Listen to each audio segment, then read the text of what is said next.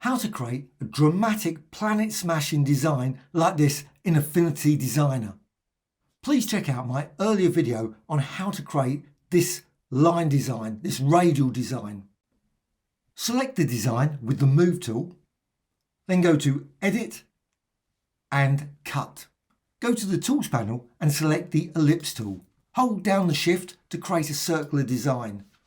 I'm going to go over here to the Fill, click there and change the colour. Go with red, green, whatever. Now with this design selected, go to Edit and down to Paste Inside. Go to the Layers panel and select either this ellipse or this ellipse. Either doesn't matter. And resize. And as you do that, you can see very dramatic line designs, and you can drag it out that far and also just move it around. And what you want, if you want a planet smashing design, of course, if you don't want that, you don't have to position it at that point there.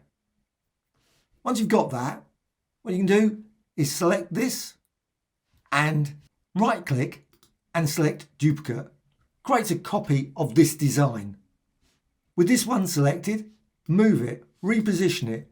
You can also rotate it. So you can rotate it around like that and reposition it. So I'm just going to rotate it about there so you can see the design just as it's striking at that point.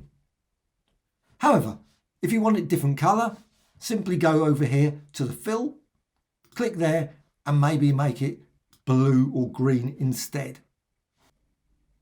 You may decide you want a slightly smaller design than this for this moon. We'll go over here to the Layers, make certain you select this ellipse, go up here and Lock Children.